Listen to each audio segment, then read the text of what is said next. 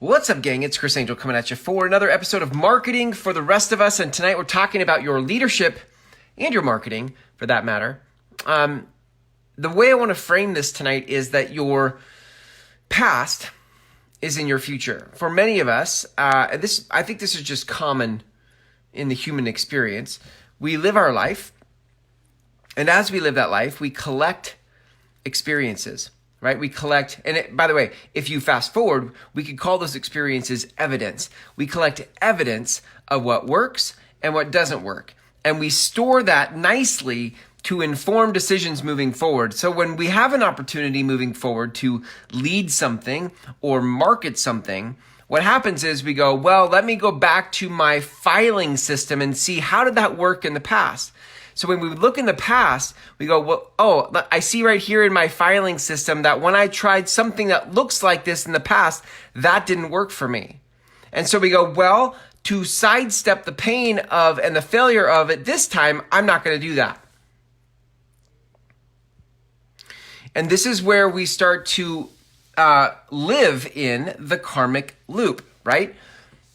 Anytime you bring your past into your present and future, you are bound to live the same experience. Doesn't matter what program you buy, doesn't matter what method you use, as long as you're using the past to inform the present and the future, you will live in the karmic loop.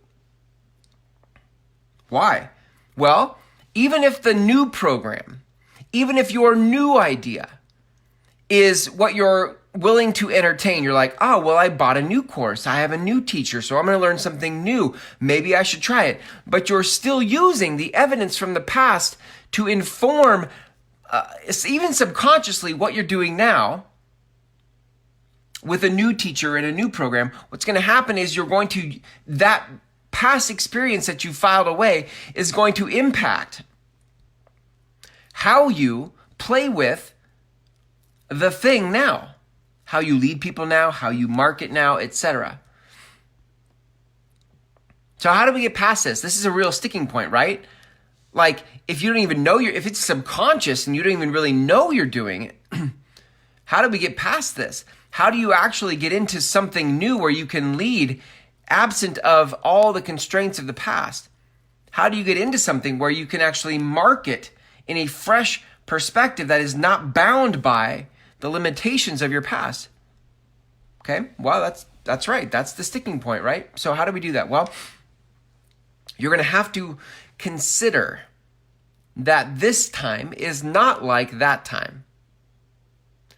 By the way, it doesn't matter. It does not matter if it is like last time.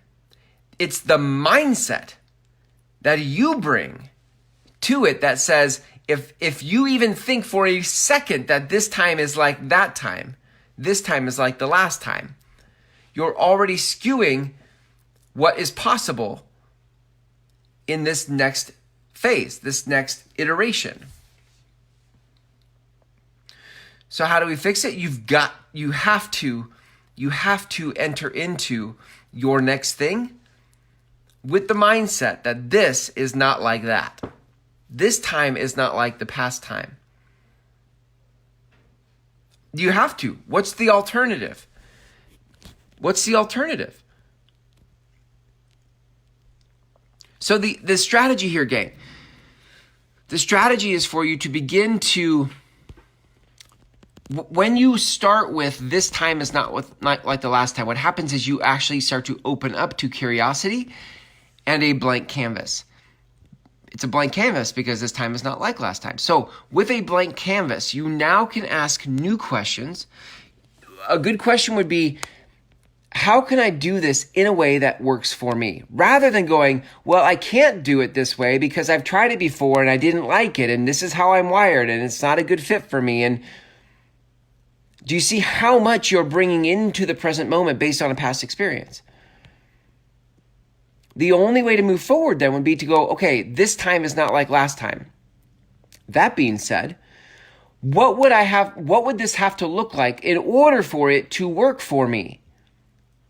I heard this was a question, so I've adapted that question years ago from Robert Kiyosaki, right, in Rich Dad, Poor Dad, where One of the things he learned from his rich dad was not to say, I can't afford it.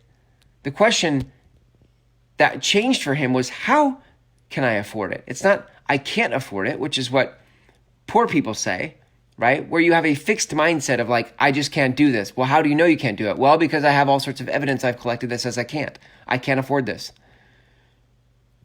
The question has to change to, how can I afford this? Okay, so take the same principle here and apply it to leading and marketing.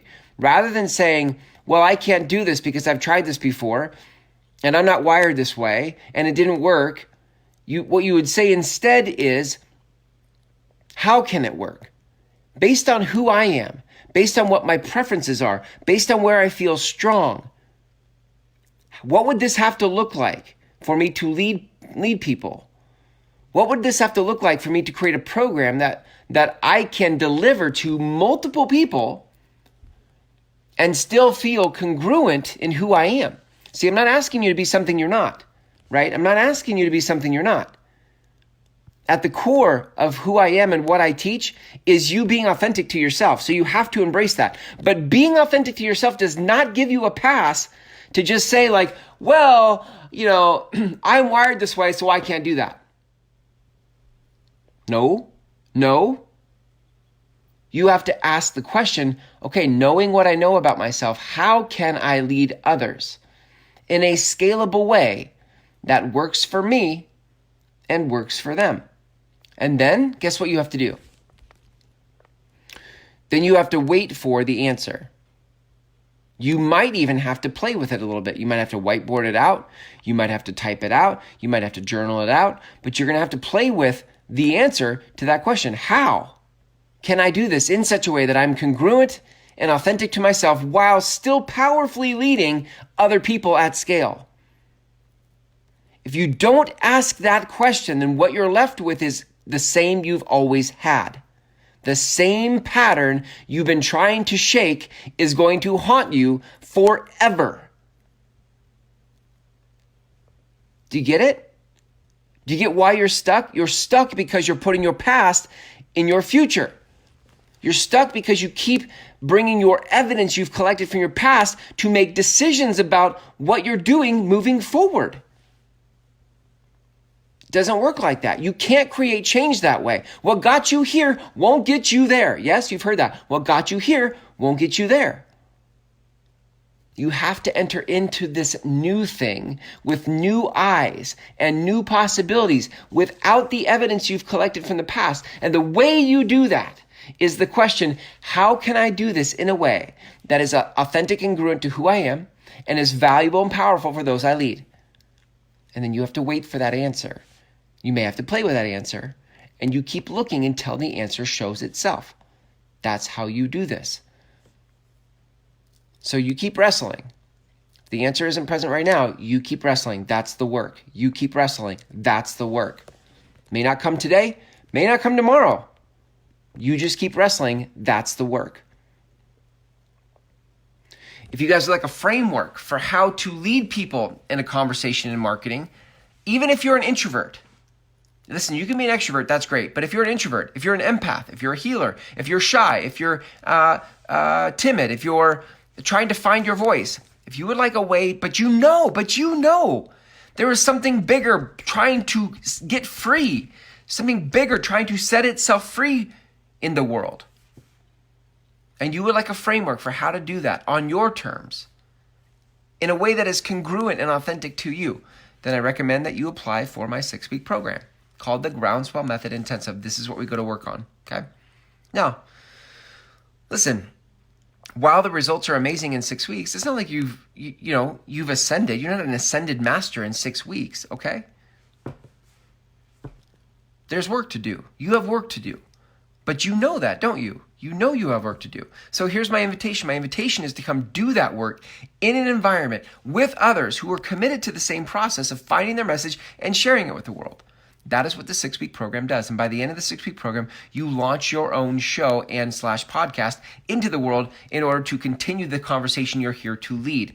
If that's interesting to you, you can go to groundswellmethod.com, watch the free video, and on the last page of that video is an application button. Click the button, fill out the application, and I will see you all tomorrow. Here's to you stepping into your future without your past. See you tomorrow.